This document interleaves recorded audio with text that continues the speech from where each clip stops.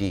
Pager धमाके के बाद बौखलाया हुआ लेबनान बदला लेने के लिए अभी प्लान बना ही रहा है कि 24 घंटे में इजराइल ने लेबनान पर दूसरा अटैक कर दिया।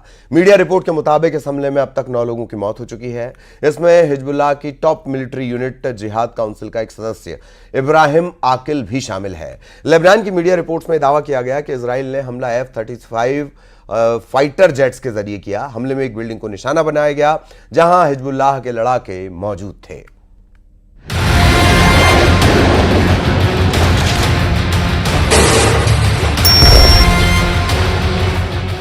बदले की आग में बारूद उगल रहे हिजबुल्लाह ने अपनी पूरी ताकत झोंक दी है। इजराइल के खिलाफ लेबनान के हिजबुल्लाह ने सारे घोड़े खोल दिए हैं। हिजबुल्लाह चीफ नसरल्लाह ने इजराइल को शत-विशत करने का एक प्लान बनाया है। प्लान की डिटेल आपको आगे दिखाएंगे। अभी हिजबुल्लाह के इजराइल पर ताजा हमले की रिपोर्ट। नसरल्लाह ने तैयार किया इजराइल पर अटैक का प्लान नंबर 36। हिजबुल्लाह कमांडो को स्पेशल ऑपरेशन का ऑर्डर। 50,000 लड़ाकों को इजराइल बॉर्डर पर जाने का कटा परवाना। नसरल्लाह ने बेरूत के बीच चौराहे पर खाई इजराइल को नेस्तो नाबूद करने की कसम।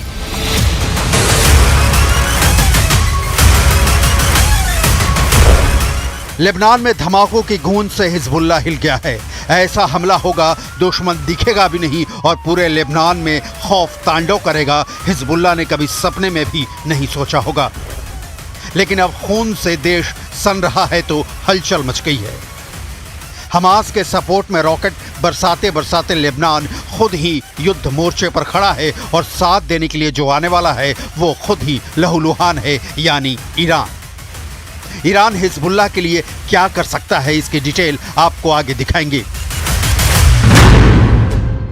लेबनान की सीमा पर मारे गए इजराइल के 2 सैनिक। हिजबुल्लाह ने कर दिया इजराइल के खिलाफ एयर स्ट्राइक।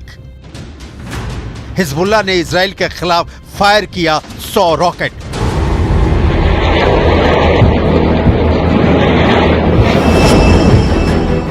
हिजबुल्लाह जख्मी हुए मारे गए अपने लड़ाकों की मौत के बाद अब क्या करने वाला है, ये सवाल इसलिए क्योंकि पूरी दुनिया इस आशंका में जी रही है कि क्या इजराइल लेबनान का युद्ध पक्का है।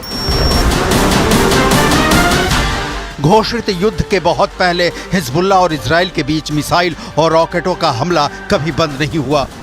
लेकिन इजराइल वाले साइबर अटैक के बाद लाउड एंड क्लियर हो चुका है कि नेतन्याहू के प्लान में जो 3H यानी हुथी, हमास और हिजबुल्लाह हैं, उनमें से हमास के बाद हिजबुल्लाह का नंबर आ गया है।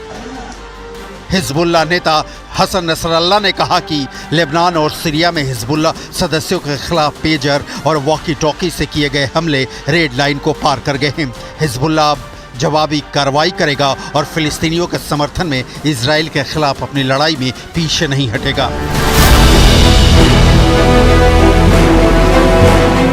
हिजबुल्लाह दक्षिणी लेबनान में 1000 से ज्यादा रॉकेट लॉन्चर्स को दागने के लिए तैयार बैठा था, लेकिन ठीक उससे पहले इजराइल का घातक रिएक्शन आया। इजरायली एयरफोर्स ने एयर स्ट्राइक शुरू कर दिया।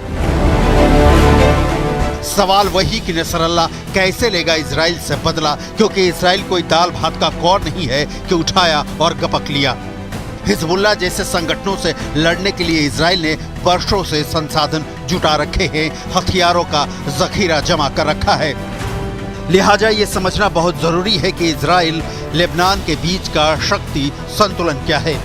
हिजबुल्लाह चीफ नसरल्लाह ने धमकी दी है कि ना मैं समय बताऊंगा, ना तरीका, ना ही जगह। इजराइल को इन हमलों की भारी कीमत चुकानी पड़ेगी। इन हमलों से हिजबुल्लाह के लड़ाके डरने वाले नहीं है। हम अपनी मुहिम जारी रखेंगे।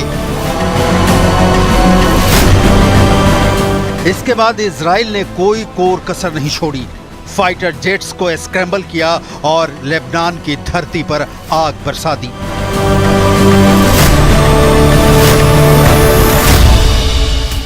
इजराइल और लेबनान के बीच 130 किलोमीटर लंबी सीमा है।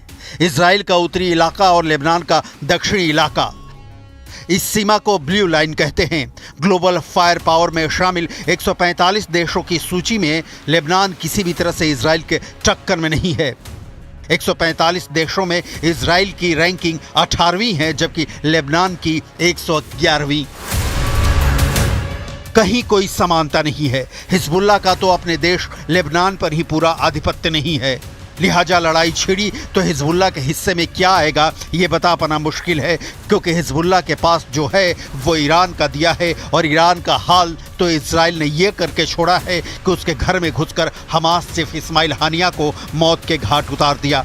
ईरान देखता रह गया। ईरान के राष्ट्रपति बता रहे हैं कि इजराइल हमले में क्यों हो रहा है कामयाब। सुनिए। 3 میلیون اسرائیلی مسلمان‌ها رو نابود میکنه، زن و بچه و پیر و جوان و بیمارستان و مسجد و همه جا رو بمباران میکنه، نشستیم نگاه میکنیم و او جرأت میکنه این کار میکنه برای اینکه ما با هم نیستیم.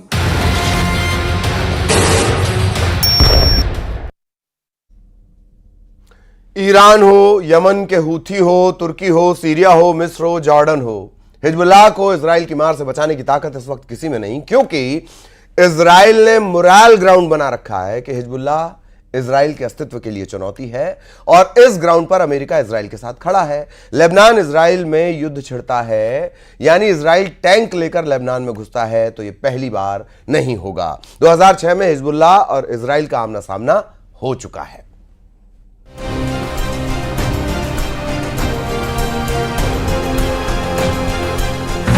2004 में हुए सैनिकों की अदला बदली में अपने 2 साथियों को नहीं छोड़ने के बाद 2006 में हिजबुल्लाह ने 2 इजरायली सैनिकों को उठा लिया और उससे बदले में अपने 3 साथियों को रिहा करने की मांग की।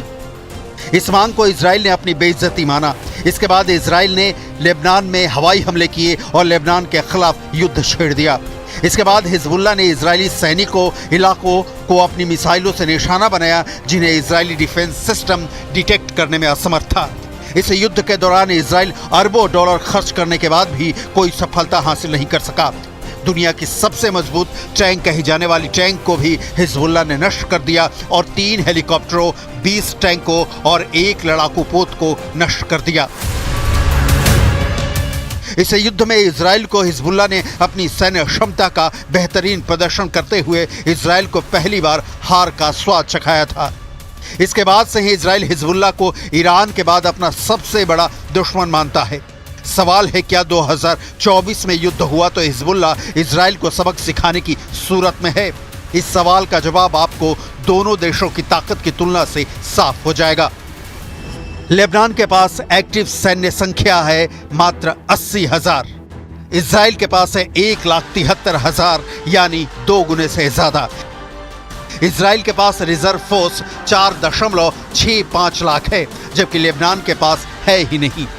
इजराइल के पास 80,000 जवानों की पैरामिलिट्री फोर्स है, जबकि लेबनान के पास सिर्फ 25,000 जवानों वाली पैरामिलिट्री फोर्स है।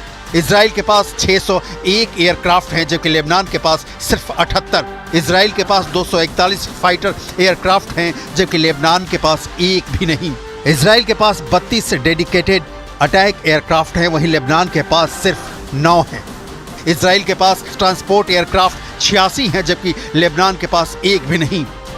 इजराइल के पास 126 हेलीकॉप्टर्स हैं, लेबनान के पास सिर्फ 60। इजराइल के पास 2,200 टैंक्स हैं, लेबनान के पास सिर्फ 361। इजराइल के पास 300 मोबाइल रॉकेट प्रोजेक्टर्स हैं, लेबनान के पास सिर्फ 30। नौसेना में जहाज़ों और युद्धपोतों के मामले में लेबनान इजराइल से आगे है। इजराइल के पास 67 जहाज़ हैं, जबकि लेबनान के पास इससे 19 ज़्यादा यानी 86 जंगी जहाज़ों का बेड़ा है। इजराइल के पास 56,290 आर्म्ड व्हीकल हैं, लेबनान के पास 9,864 बख्तरबंद वाहन हैं। इजराइल के पास 48 एयरपोर्ट्स हैं, जबकि लेबनान के पास सिर्फ 8 ही हैं। इजराइल के पास 5 बंदरगाह हैं, जबकि लेबनान के पास सिर्फ 2। इतनी लंबी चौड़ी संख्या बताने के पीछे का मकसद है कि एकदम क्लियर तौर पर समझा जा सके कि कौन किस पर भारी है। लेकिन 2006 के जंग के दौरान भी इजराइल ताकत के प्रदर्शन में लेबनान पर भारी था, जब नतीजा इजराइल के पक्ष में नहीं निकला। इस वक्त हिजबुल्लाह मध्य पूर्व की सबसे मजबूत और प्रशिक्षित सेनाओं में से एक है और इजराइल चारों ओर से शत्रुओं से घिरा देश है। नेतन्याहू के दिमाग में यह भी साफ है कि 2006 के बाद हिजबुल्लाह से बदला पूरा करने का यही वक्त है, लेकिन इस बदले की चाहत में दोनों ओर से होने वाली मौतों की तादाद कितनी होगी ये बता पाना मुश्किल है। लेबनान में 17-18 सितंबर को पेजर और वॉकी टाकी में धमाके हुए थे। इनमें 37 लोगों की मौत हो गई थी और 2300 से ज्यादा लोग घायल हुए थे। हिजबुल्लाह ने इन हमलों के लिए इजराइल को जिम्मेदार ठहराया है।